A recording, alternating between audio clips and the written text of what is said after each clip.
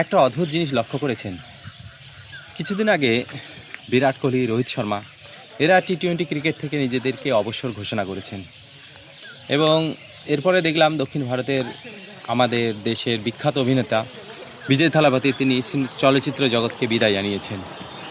এবং রিসেন্টলি দেখলাম অরিজিৎ সিং, যিনি বলিউডের গান গাওয়ার থেকে নিজেকে দূরে সরিয়ে নিয়েছেন। আচ্ছা, এরকম অসংখ্য উদাহরণ রয়েছে। এবার এই তারকারা তখনই এই সমস্ত সিদ্ধান্ত নিয়েছেন যখন তারা সাফল্যের একবারে টপ লেভেলে ছিলেন। আর এগুলো কি নিছক একটা কাকতালীয় ঘটনা, নাকি এর পিছনে একটা কোনো যুক্তি রয়েছে যা আমাদের এই নতুন সময়টাকে নতুনভাবে চিনতে শেখাচ্ছে? চলুন একটু জেনে নেই। দেখুন, আগেকার দিনে বড় হওয়া মানে ছিল বেশি বেশি কাজ করা, কিন্তু সময়ের সঙ্গে সেই চিন্তাটা পাল্টে গেছে। এখন বড় হওয়া মানে হচ্ছে কম কাজ, কিন্তু সেটা যেন সঠিক হয়।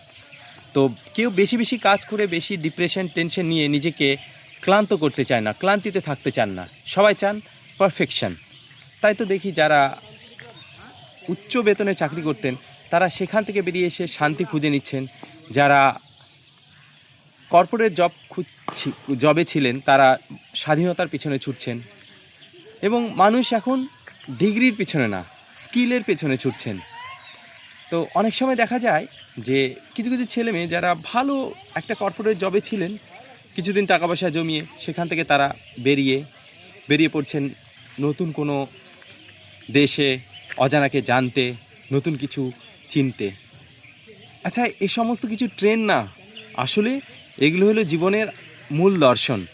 কারণ তারা জানে যে আমাদের জীবনের সবচেয়ে বড় মূল্যবান জিনিস হলো সময়।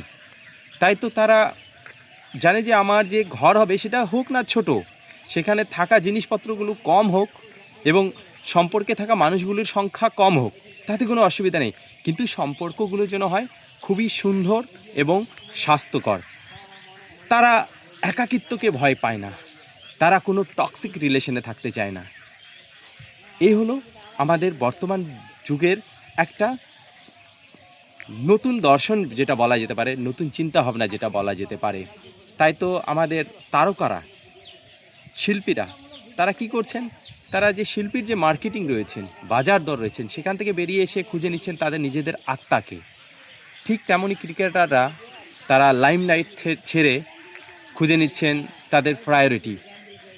জানেন যে বড় হওয়া মানেই হচ্ছে যে ছেড়ে দিতে জানা। তো এবার আপনার কথা আসি, আপনি কি কিছু ছাড়তে শিখছেন, নাকি এখনও ধরে রয়েছেন সেই সব পুরনো চিন্তাভাবনা, টেনশন?